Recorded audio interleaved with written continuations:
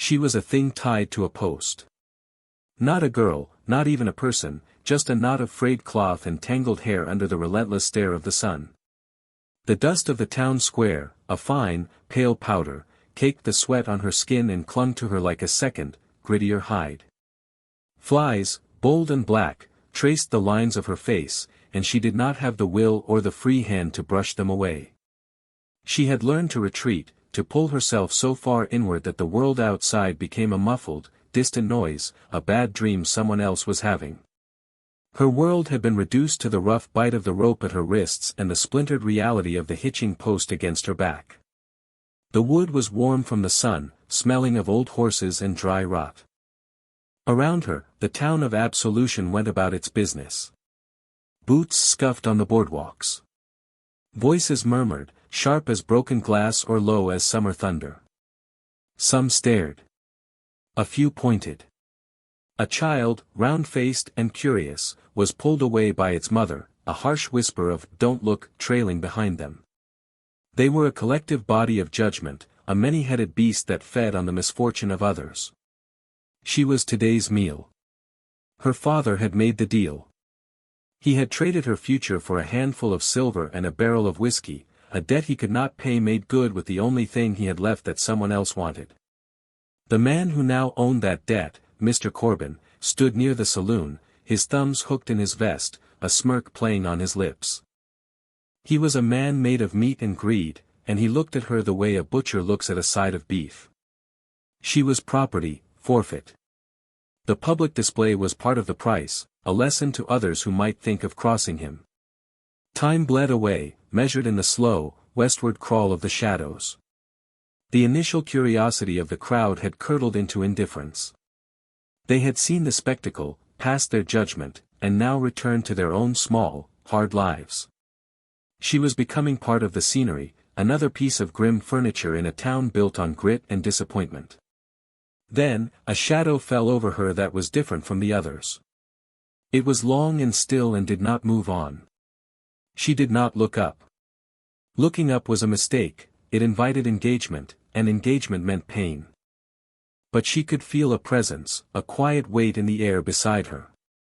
She saw, from under the matted curtain of her hair, a pair of boots. They were old, the leather cracked and scarred like river clay in a drought, coated in the same dust as everything else. They were not the polished, arrogant boots of Mr. Corbin. They were the boots of a man who worked the land until it was part of him. He stood there for a long time. She could hear the faint, rhythmic sound of his breathing, a steady counterpoint to the frantic beating of her own heart, which she had thought long since silenced. He carried whole winters in his silence. He was not looking at her with pity or with hunger, the two coins of the realm she knew best. He was just, looking. Observing. As if she were a fence line that needed mending or a sky that threatened rain. Caleb had come to town for salt and flour, nothing more. He avoided absolution when he could. The place was a wound that never healed, full of ghosts he had no desire to speak to. His own ghost waited for him at home, in the quiet of his empty cabin, in the second cup he no longer poured. He had seen the girl as he tied his horse. He had seen Corbin's triumphant posture. He had felt the familiar, sour taste of injustice rise in his throat and had tried to swallow it down. It was not his affair. He had learned long ago that the world's currents were too strong to swim against. All a man could do was keep his own head above water. But the image of her stayed with him, pinned to the back of his mind while he bought his supplies. A scarecrow with a human heart. He remembered another girl, another time. Sarah.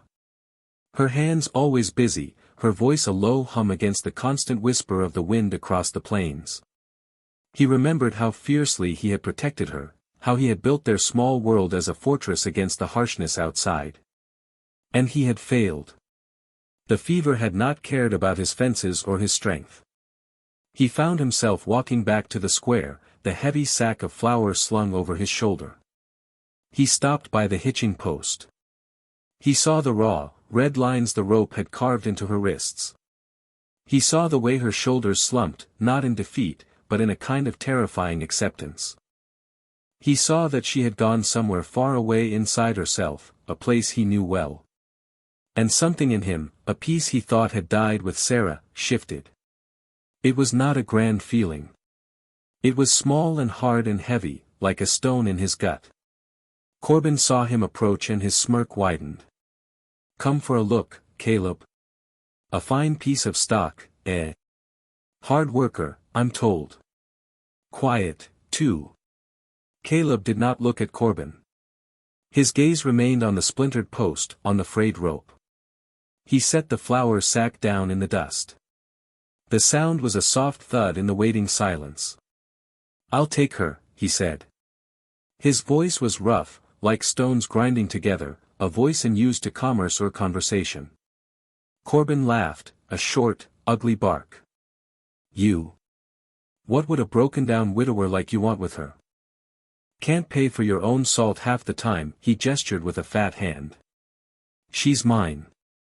An example. You owed me for that stud I sold you last spring," Caleb said, his voice flat, emotionless. "The one you said went lame."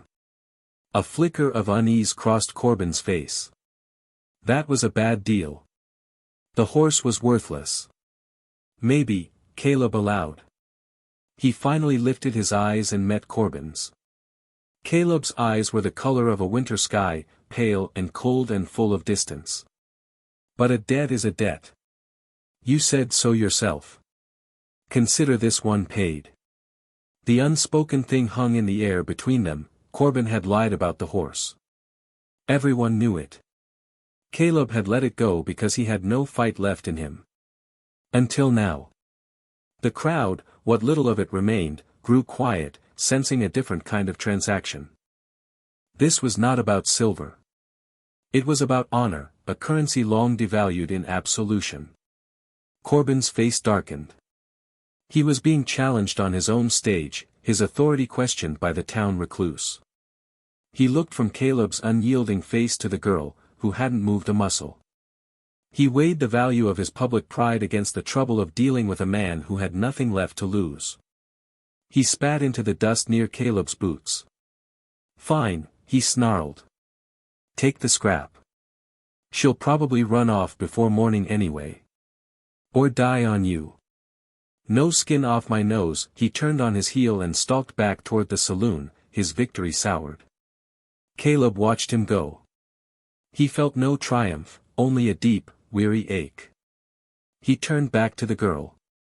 He reached into his coat and pulled out a small, sharp pocketknife. The blade caught the afternoon sun, a sliver of cold light. She flinched, a tiny, almost imperceptible movement, the first sign of life he had seen from her. Her eyes, wide and dark, finally met his. They were full of a terror so profound it had no sound. He did not speak. He simply knelt, the creak of his knees loud in the quiet. He reached for her bound wrists. His hands were rough and calloused, the knuckles scarred, but his touch was unexpectedly gentle as he slid the blade between the rope and her skin. He sawed through the coarse fibers with two quick, efficient motions. The rope fell away. He stood up and folded his knife, putting it back in his pocket. He did not offer a hand to help her up. He did not touch her again. He simply gestured with his chin toward the sack of flour.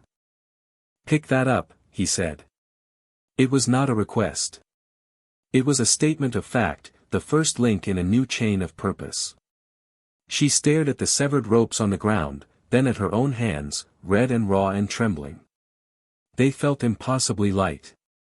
For a long moment, she did not move. Then, slowly, painfully, using the post for support, she pushed herself to her feet. Her legs were stiff, her muscles screaming. She swayed, a sapling in a harsh wind. She bent down, her movements clumsy, and wrapped her thin arms around the heavy sack. He had already turned and started walking toward the edge of town, his long, slow stride eating up the dusty ground. He did not look back to see if she was following. He just walked. After a moment's hesitation, a moment where the entire world seemed to hang in the balance, she followed the two scarred boots, leaving the town of absolution behind her. The dust lifted behind them like ghosts.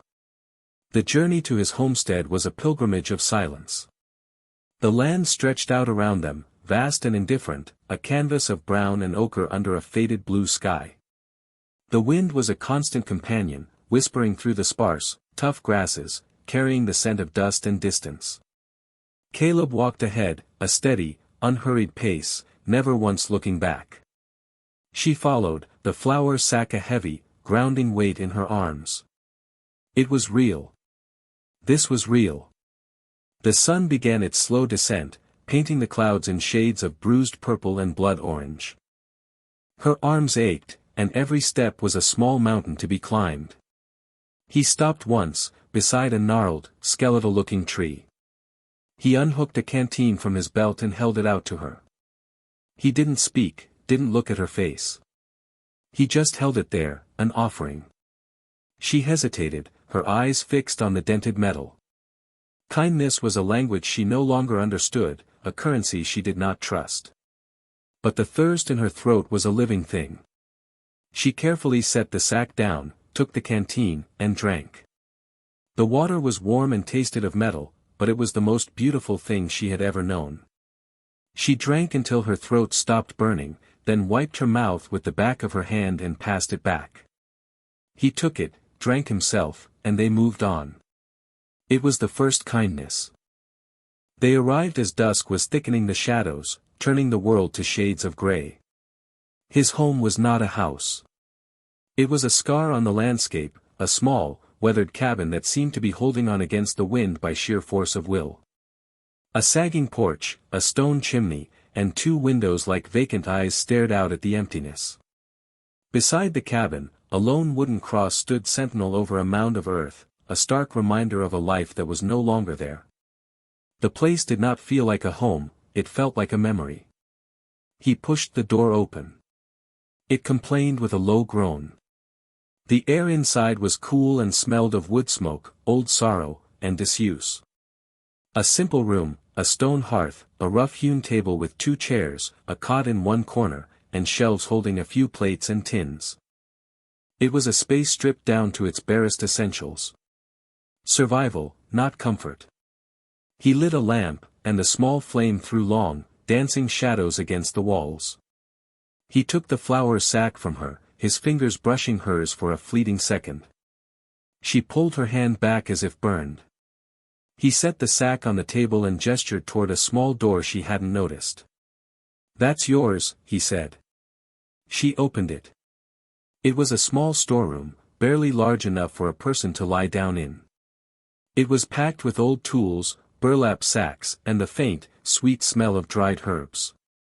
It was dark and windowless. A fresh wave of panic, cold and sharp, washed over her. The memory of other small, dark places, of locked doors. He must have seen the fear in her face, the way she froze in the doorway. He looked at the room, then back at her. A flicker of something, understanding, perhaps, passed through his wintry eyes. "I don't lock doors," he said, his voice quiet but firm.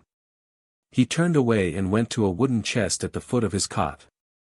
He pulled out a thick, wool blanket. It was worn, but clean. He held it out to her. "Floor's cold." She took the blanket. It was heavy and smelled faintly of cedar. She retreated into her small room, leaving the door cracked open just enough to see the sliver of lamplight from the main room. She heard him moving about, the sound of him stoking the fire in the hearth. The crackle of the flames was a comforting sound. She wrapped the blanket around her shoulders, slid down to the floor, and pulled her knees to her chest. This was the unspoken contract: food, shelter, a space of her own. And a door that would not be locked. It was more than she had had in a lifetime. In the dark, she wept, silent tears that made no sound, washing clean the dust on her face. The days that followed fell into a rhythm, as quiet and steady as a slowly beating heart. Life on the homestead was a litany of work, a constant battle against the encroaching wilderness and the slow decay of time. They moved in parallel orbits, two solitary planets held together by the gravity of this shared, silent space. He would rise before the sun, his movements economical and sure. He chopped wood, the rhythmic thud of the axe the only morning sound. He tended to his single horse, his voice a low murmur as he worked. He mended fences that seemed to lean a little more tiredly each day. She watched him. From the doorway of the cabin, she saw the simple, hard grace in his labor. She started to find her own place in the routine. She took the bucket to the well each morning, the rope course against her healing hands. The water was shockingly cold, a jolt of pure life. She swept the cabin floor, the swish of the broom a whisper against the silence. She scrubbed the single pot and the 2 plates until they shone. One afternoon, she found a pile of his work shirts, torn and frayed. She picked one up. The cloth was rough, softened by countless washings. In a small tin on a shelf, she found a needle and a spool of thick, black thread. She sat on the porch steps, the weak afternoon sun on her back, and began to mend. Her stitches were small and neat, a line of black ants marching across the faded blue fabric. She was stitching their lives together with raw thread, though she did not know it. When he came in from the fields that evening, he saw the mended shirt folded on his cot. He picked it up, running a thumb over her careful work. He said nothing. But the next morning, he had sharpened the blade of the small hand axe she used for kindling, leaving it propped by the door where she would find it. Food was a simple, stark affair. He cooked. It was mostly salted meat and beans, or a thick, heavy bread he baked in a cast-iron pot over the fire. It was sustenance, nothing more. One day, emboldened by a week of peace, she decided to try. She used some of the flour she had carried, mixed it with water and salt, and tried to replicate what she had seen him do. The result was a flat, dense loaf, burned on the outside and doughy within. She placed it on the table between them at supper time, her shame a hot coal in her stomach. He broke a piece off, chewed it thoughtfully. He looked at the loaf, then at her. A faint, almost imperceptible twitch at the corner of his mouth might have been a smile, or perhaps a grimace. "That loaf died in vain," he said, his voice dry as dust. Her cheeks burned. She looked down at her hands. He broke off another piece and ate it. "Still," he added, after a long pause. "You didn't complain about mine." It was a joke. A small, cracked, weather-beaten joke, but a joke nonetheless. It was a tiny seed of warmth planted in the frozen ground of their silence. She felt a laugh, thin and rusty, bubble up inside her, but she swallowed it down. Instead, she just nodded, a shy dip of her head. They ate the rest of her terrible bread without another word. The grave beside the cabin drew her. She found herself standing before it one day, the wind whipping strands of her hair across her face. The wooden cross was gray and weathered, the name, Sarah, carved into it with careful, loving hands. There was no date, no epitaph. Just the name. A whole life distilled into 5 letters. She felt a strange kinship with this unknown woman, this ghost who haunted the edges of their lives. She wondered if Sarah had loved this harsh land, if she had found beauty in the endless sky and the whispering grass. She saw a patch of stubborn wildflowers growing near the fence line, their purple heads bowed against the wind. She picked one, its stem fragile in her fingers. She walked back to the grave and gently pushed the stem into the hard-packed earth at the base of the cross. A small spot of color in a world of brown and gray. An offering. A recognition. Later that day, from the cabin window, she saw Caleb stop by the grave on his way back from the fields. He stood there for a long time, his hat in his hands, his head bowed. He looked at the flower. He did not touch it. He just looked. When he finally came inside, his eyes seemed less like a winter sky and more like the earth after a long, soaking rain, darker, deeper, and full of a quiet sorrow. The slow thaw continued, a process so gradual it was almost invisible. It was in the way he started leaving a second cup on the table in the morning, filled with hot, bitter coffee. It was in the way she started humming a tune she barely remembered as she worked, a thin, reedy sound like the wind in the eaves. The first true crack in the ice came on a night when the wind turned mean, rattling the cabin and howling like a hungry wolf. She was jerked from a shallow sleep by a dream of ropes and jeering faces and the heat of the sun on her back. She sat bolt upright in her small, dark room, a silent scream trapped in her throat. The terror was a physical thing, a cold hand clamped over her heart. She was back at the post, helpless. A floorboard creaked in the main room. She froze, her breath catching. He was awake. She heard him get up, his heavy, deliberate footsteps moving toward her door. The panic intensified. A cornered animal, she pressed herself back against the wall. But he did not open the door. He simply stopped outside it. She could feel his presence through the thin wood, a solid, grounding weight. He stood there, a silent sentinel, for what felt like an eternity. He was guarding her not from the world, but from the ghosts inside her own head. Eventually, the frantic hammering of her heart began to slow. The fear receded, leaving her exhausted and trembling. She heard him walk back to his cot. A few moments later, the soft glow of his lamp appeared under her door, pushing back the absolute darkness. He had lit it for her. The next morning, the silence at the table was different. It was heavy with the things that had happened in the night. He pushed a bowl of oatmeal toward her. "You hurt?" he asked, his voice low. She shook her head, unable to meet his eyes. He was quiet for a moment, stirring his own oatmeal. "Why did you let him?" he asked, his voice so soft she almost didn't hear it. "Your father." The question hung in the air, sharp and dangerous. She had never spoken of it. She had never given voice to the betrayal. She swallowed, her throat tight. She began, her own voice a stranger to her ears, thin as a fence rail. "He said I was just another mouth. Said I was worth more gone than staying." Caleb stopped stirring. He looked at her, and for the first time, the distance in his eyes was gone. He was seeing her. Not the scrap from the town square, not the quiet worker, but the girl whose father had sold her. He was wrong, Caleb said. It was not a comfort. It was a verdict.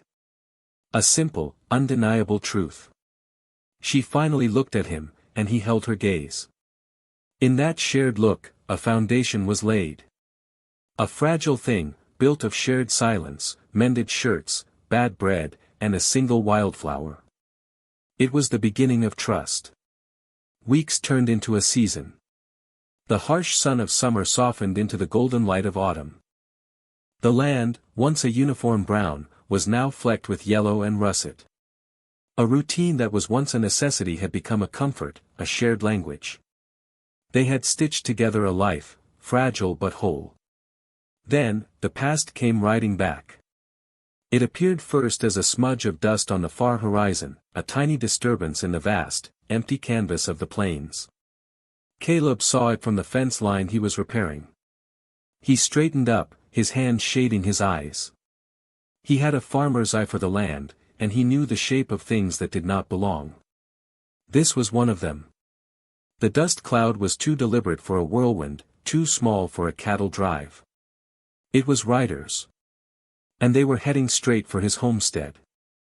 A cold certainty settled in his stomach. He dropped his tools, his movements suddenly urgent, and walked quickly back to the cabin. She was on the porch, scrubbing potatoes in a wooden bucket. She saw the look on his face and the bucket slipped from her grasp, the potatoes scattering across the weathered planks like stones. "Go inside," he said. His voice was flat, but with a new edge of tempered steel. "Stay away from the window." She didn't question him. She scrambled to her feet and fled into the cabin, her heart a frantic drum against her ribs. She went to her small room and pressed her ear against the door, the world reduced to sound, the scuff of Caleb's boots on the porch, the creak of a floorboard as he went back inside, the click of something heavy being placed on the table. The rifle. The riders drew closer, their forms solidifying out of the haze. There were 3 of them. The man in the middle was Corbin, his bulk overflowing the saddle. He rode with the same arrogance he wore in town, a man who believed the world owed him. They stopped just beyond the weak boundary of Caleb's fence, turning the land into a symbolic battleground. This small patch of earth, which they had coaxed into a semblance of life, was about to be invaded. Caleb. Corbin's voice boomed across the yard, a fat, ugly sound that tore the quiet air. I've come to collect what's mine. The cabin door opened. Caleb stepped out onto the porch. He did not have the rifle in his hands, but he stood with his back to the door, a human shield. His posture was not aggressive, but it was unmovable. He looked like a mountain that had decided not to be climbed. You have no business here, Corbin, Caleb said, his voice calm and carrying easily on the wind. Corbin laughed, a sound with no humor in it. I have every business. I was thinking about our deal. It was a bad one. I want my property back, he spat on the ground. I'll even forgive the rest of your debt. A generous offer, I think. His argument was one of ownership, of a contract he had decided to rewrite. He saw her as a misplaced tool he was coming to reclaim. She's not property, Caleb said, the same words he had spoken in town, but they had a different weight now. Then, they were a statement of principle. Now, they were a declaration of fact, backed by weeks of shared work and quiet understanding. She's a person. And this is her home. Corbin's face hardened into a sneer. Her home? This ruin? Don't make me laugh. She belongs to me. I have the papers. The law is on my side. He dismounted, his boots sinking into the soft earth. His men stayed on their horses, their hands resting near their hips. The law doesn't ride out this far, Corbin, Caleb said quietly. There's just what's right. Right is what I say it is, Corbin growled, taking a step toward the porch. Now, send the girl out. Don't make this difficult. Caleb didn't move. He just stood there, a silent, immovable no.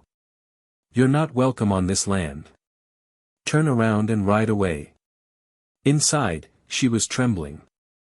Every instinct screamed at her to hide, to retreat back into that small, safe place inside herself. But she heard Caleb's words. This is her home. The phrase echoed in the quiet of her room. Home.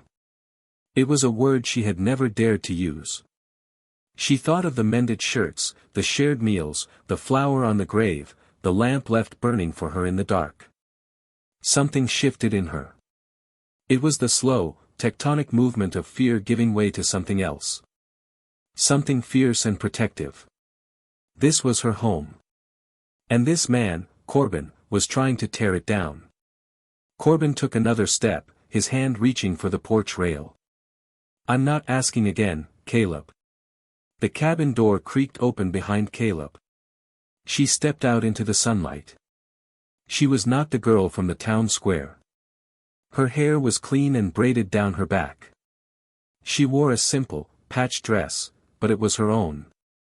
She stood straight, her chin lifted. The haunted, vacant look in her eyes was gone, replaced by a steady, focused fire. She came to stand beside Caleb, not behind him. A partner, not a ward. Corbin stopped, genuinely surprised. He looked her up and down, a dismissive sneer on his face. Well, look at that. Cleaned up nice. Still just a stray with no name, though. Get over here, girl. Caleb's voice cut in, low and dangerous. Her name, he said, his eyes never leaving Corbin's, is Lena. It was the first time he had said it aloud. The first time she had heard it. Lena. A name. A real name, given not by a father who sold her, but by a man who had offered her shelter. It settled over her like a warm blanket, a suit of armor. Then, she found her own voice. It was not the thin, reedy whisper he had heard before. It was clear and carried the strength of a thing that had been bent but not broken. My name is Lena, she said, looking directly at Corbin. The declaration, simple and profound, hung in the air. It was an act of pure defiance. It was her reclaiming herself, defining her own worth in the face of the man who had treated her as worthless. She was no longer an object to be claimed or traded. She was Lena. Corbin was stunned into a momentary silence. He had expected tears, fear, submission. He had not expected this. This quiet, unified front. He saw Caleb, unmoving. He saw the girl, the woman, standing beside him, her gaze unwavering. He saw the rifle just inside the door. He saw the vast, empty land around them, a place where a man could disappear and the wind would tell no tales. His bluster began to crumble, revealing the cowardice beneath. This isn't over, he snarled, but the threat was hollow. He was a bully who had met a wall he could not break down. He backed away, clumsy in his anger, and pulled himself onto his horse. You'll regret this, Caleb. Both of you. He wheeled his horse around, kicked its sides, and rode away, his men following like vultures leaving a meal they were too afraid to take. They watched until the dust they raised was once again just a smudge on the horizon, swallowed by the immense silence of the plains. The wind sighed, rustling the dry grass. The tension bled out of the air, leaving behind a profound quiet. The land felt theirs again. Caleb finally let out a breath he seemed to have been holding since he first saw the dust cloud. He turned and looked at her. Lena. His Lena. There were 1,000 things he could have said, but words were not their language. He simply reached out and his rough, calloused hand gently touched her shoulder. It was not a claim. It was an affirmation. A recognition. You were brave, he said, his voice thick with an emotion he couldn't name. A single tear traced a path down her cheek, but it was not a tear of fear. I was scared, she whispered, the admission a gift of vulnerability. I know, he said. And in those 2 words, she heard everything. I was scared, too. I would not have let him take you. You are not alone. That night, the fire in the hearth burned brighter. After their simple meal, Caleb stood up. He walked to the corner where she kept her few meager possessions, the worn blanket, a spare change of clothes he had given her. Tucked among them was a small bundle. It was the frayed rope he had cut from her wrists that first day. She didn't know why she had kept it. A reminder, perhaps, of what she had survived. He picked it up gently, as if it were a sleeping snake. He carried it to the hearth, and without ceremony, he tossed it into the flames. They watched together as the fire consumed it. The rope blackened, writhed, and then turned to glowing, red embers before collapsing into fine, gray ash. It was a funeral for the girl who was tied to a post. It was a baptism for the woman named Lena. The old life was gone, burned away to nothing.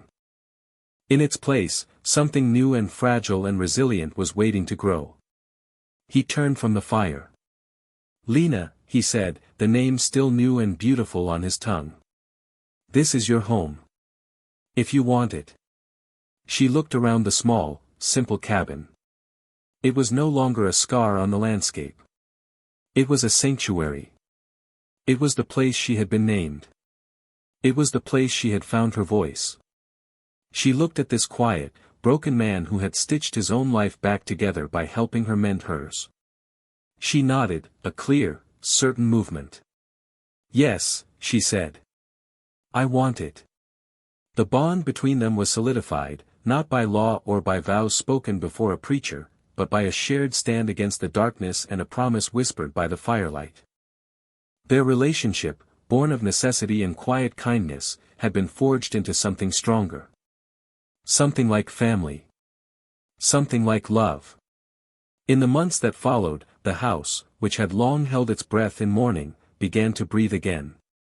Laughter, quiet at first, then more frequent, filled the spaces where silence had lived.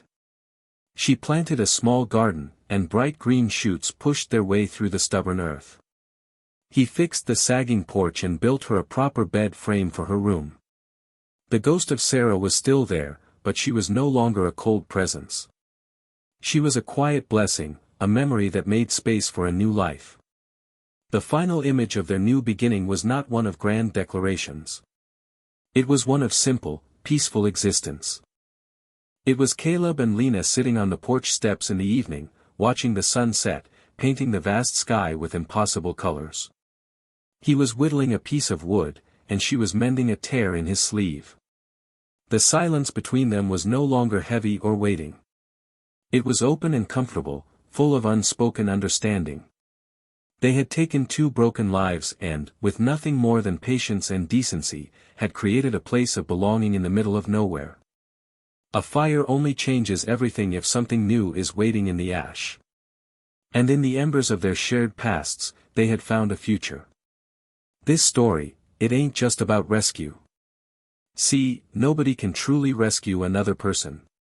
Not really. It's about two lonely souls who were brave enough to build a shelter together, a place safe enough that they could each, in their own time, rescue themselves. It's about the quiet courage it takes to offer a drink of water, to mend a shirt, to stand on a porch and say no. So here's your naming. Life is gonna tie you to a post sometimes. It's gonna tell you what you're worth, or what you ain't. It's gonna leave you in the dust and expect you to fade away. But you don't have to. You get to decide your own name. You get to stand up and speak it, even if your voice shakes. And if you're lucky, if you're real lucky, you might find another soul out there in the emptiness who sees you. Not what's been done to you, but just you. And if you're brave, you might just build a home together, right there in the dust. You might find that the quietest kindness makes the loudest sound of all, a sound strong enough to chase away the ghosts and make the whole world breathe again.